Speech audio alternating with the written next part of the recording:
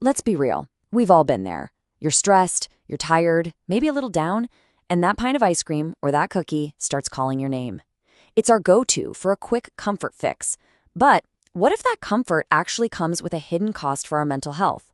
Well, today we're going to dig into the surprising science that connects sugar to your mood and, most importantly, what you can actually do about it. So, does this sound familiar? You grab that cookie or that sugary coffee for a pick-me-up. You get that initial, woo, burst of energy. But then what happens? An hour later, you're hit with that afternoon slump, feeling all foggy, maybe a little irritable, just drained. You might even notice a bit of anxiety creeping in. So, I'm here to tell you it is not just in your head. What you're feeling is totally real. It's a straight-up biochemical reaction happening inside your body.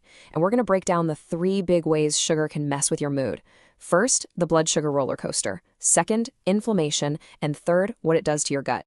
All right, first up, the infamous blood sugar roller coaster. And let me tell you, this is way more than just feeling a little tired. It's a full-on hormonal chaos that basically puts your entire body on high alert. So how does this whole thing work? Well, it's this crazy 4-step cycle. Step 1, you eat that donut. Yum. Step 2, your blood glucose shoots through the roof. Then, step 3, your body kind of panics and releases this flood of insulin to deal with all that sugar. But here's the kicker. It often does too good of a job. It overcorrects. And that leads to step 4. Your blood sugar suddenly plummets, and that crash triggers your body to pump out stress hormones to save the day. The result? You're left feeling shaky, jittery, and anxious. I mean, look at this. It really shows the chaos perfectly. At the peak of that roller coaster, you've got insulin working overtime to manage all that glucose. But then, look at the trough.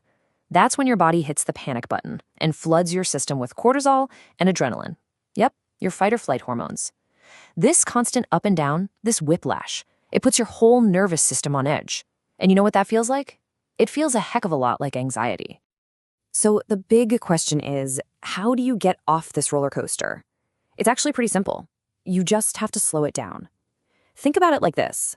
Instead of eating an apple all by itself, pair it with some almond butter.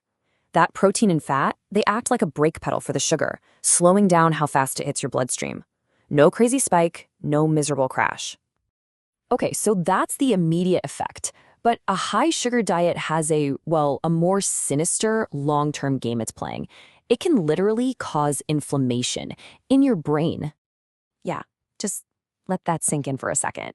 The exact same inflammatory process that can make your joints ache or damage your arteries, that's also happening inside your brain. This completely changes the conversation, right? We're not just talking about calories anymore. We're talking about the actual health of your cells. And this isn't some vague idea. The damage is super specific. This kind of chronic, low-grade fire in your brain messes with your neurotransmitters, your brain's communication system. It actually slows down the growth of new brain cells.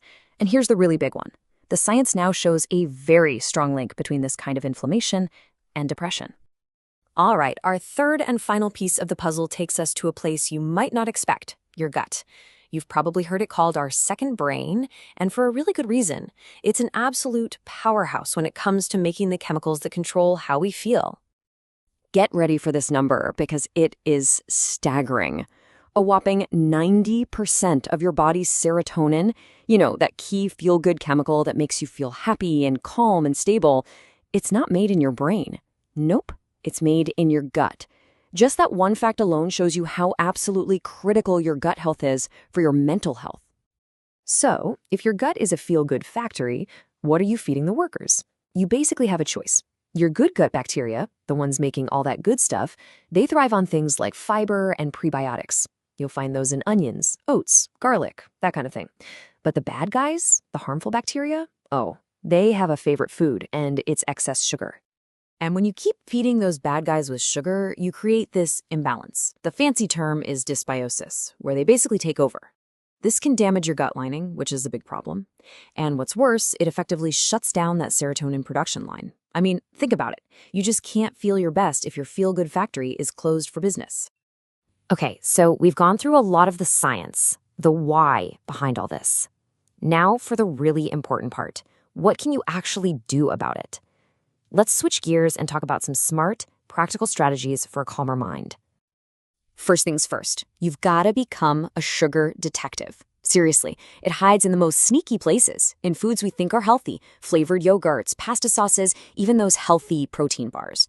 The real key here is to completely ignore the flashy promises on the front of the box. Flip it over, go straight to that nutrition label, and find the added sugars line. That's where the truth is. And this is a super important point, so listen up. Not all sugar is the villain here. The natural sugar you find in, say, an apple, comes with a built-in buddy, fiber. And as we just talked about, fiber slows the whole process down. It's the added sugars, the ones pumped into processed foods with zero fiber to protect you, that cause all that biochemical chaos. Okay, so how much is too much? The American Heart Association has some really clear guidelines for us. For women, the target is no more than 25 grams of added sugar a day. For men, it's 36 grams. Now, to put that in perspective for you, a single can of soda can have more than 36 grams. Boom, that's your entire daily limit, gone in one drink. Okay, let's talk about cravings, because they are real and they are powerful. The next time one hits you, please don't beat yourself up about willpower. It's not about that. It's a powerful dopamine response happening in your brain. So instead of fighting it, try this simple 3-step trick. 1, just acknowledge it. No judgment. Okay, I'm craving sugar. 2, delay and hydrate. Tell yourself, I can have it in 10 minutes, and go drink a big glass of water. You'd be surprised how often the craving just fades. And 3, substitute.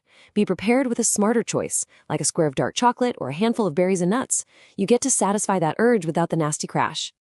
Now, it is so important to frame this the right way. Cutting back on sugar is not a cure for depression or anxiety. It is not a replacement for professional mental health care. But think of it like this. It creates a much more stable biochemical foundation for your mind.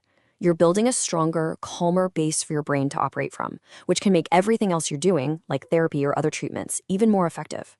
So, let's just quickly recap the 3 big takeaways. Number 1, sugar throws you on a hormonal roller coaster. Number 2, too much sugar sparks inflammation, even in your brain. And number 3, a high sugar diet basically starves your gut's feel-good factory, crippling its ability to make those mood-stabilizing chemicals. Look, this is not about being perfect. It's about progress. It's about making small, smarter choices. So I'll just leave you with this one question to think about. What's one simple choice you can make today to start fueling a calmer, healthier mind?